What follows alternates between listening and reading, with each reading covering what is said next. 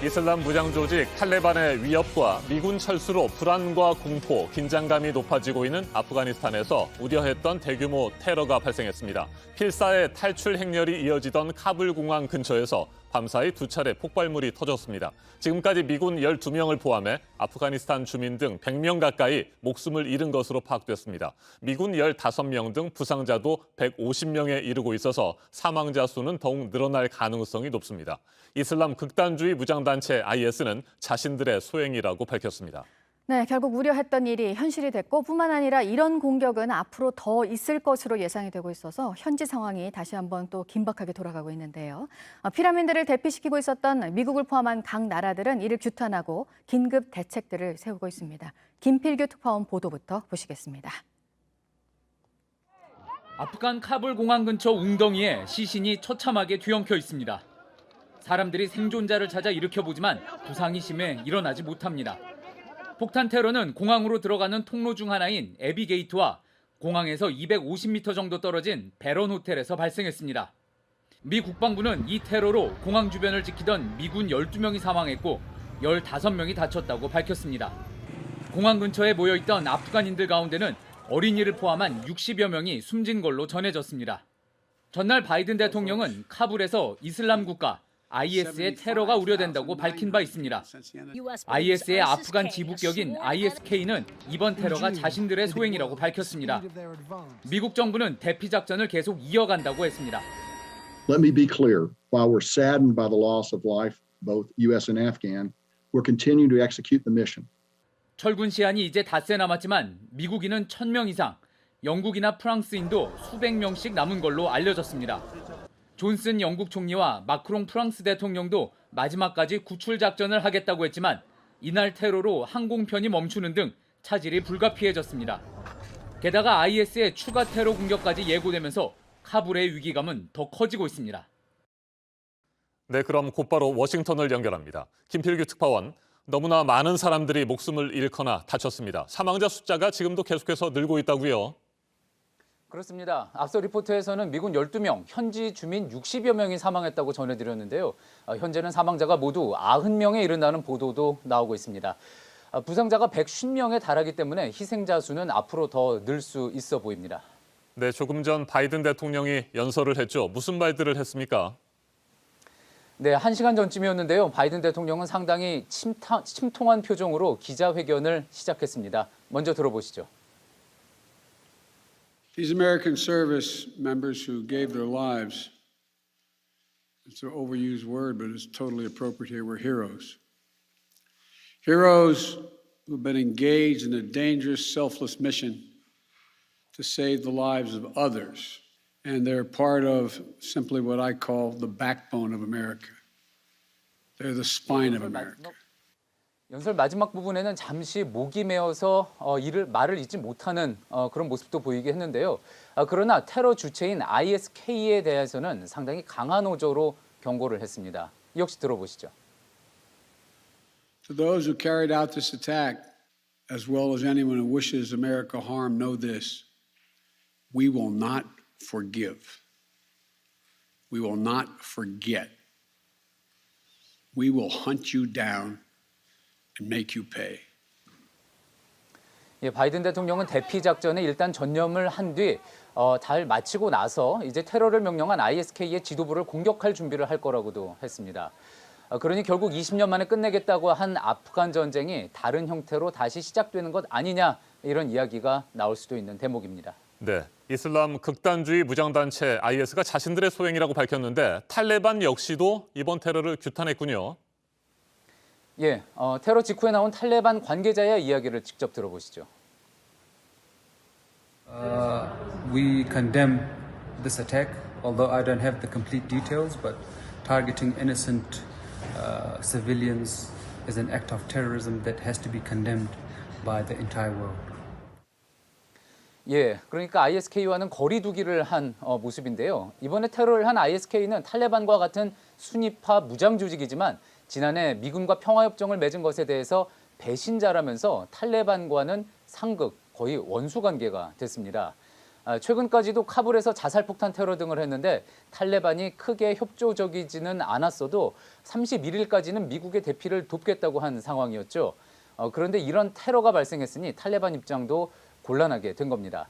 ISK의 이번 테러는 그래서 미국뿐 아니라 탈레반도 겨냥한 거라는 분석입니다. 네.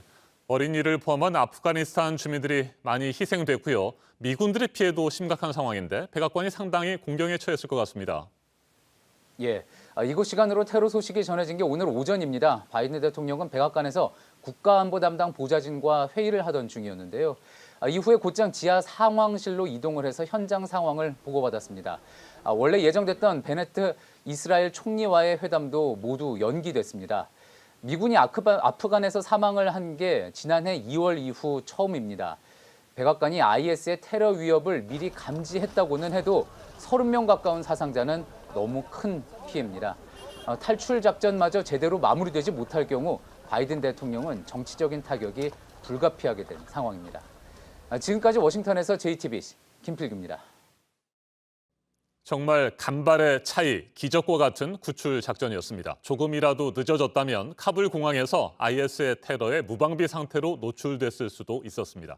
아프가니스탄에서 우리 정부를 도운 조력자와 그 가족들을 국내로 데려오는 이송 작전이 거의 마무리됐습니다. 378명이 어제 입국했고 오늘은 오후에 나머지 13명도 인천공항에 도착합니다. 충북 진천에 있는 국가공무원 인재개발원에 당분간 머물면서 적응 교육 등을 받게 됩니다. 무사히 아프가니스탄을 탈출했다는 안도감과 새로운 환경에 대한 기대와 긴장감이 교차한 입국 현장, 강버들 기자가 전해드립니다. 아프간인 가족들이 서로의 손을 꼭 잡은 채 인천공항에 들어섭니다. 얼마나 머무르게 될지 알 수 없는 한국에 가져올 수 있었던 건 여행용 가방 몇 개뿐입니다. 아이들이 품에 안은 인형도 한국 정부로부터 선물 받은 새 것들입니다. 감촉과 냄새가 익숙한 자기 인형은 미처 챙기지도 못했을 겁니다. 카불에서부터만 이틀, 인천에 도착해서도 코로나 검사와 입국 심사까지 긴 여정에 지쳤지만 그래도 가족과 흩어지지 않고 탈출에 성공했다는 사실에 안도하는 모습입니다. 대한민국에 오신 것을 진심으로 환영합니다. 감사하다고 말씀하십니다. 통역을 사이에 둔 환영 인사에 한 가장은 손을 번쩍 들어 보입니다.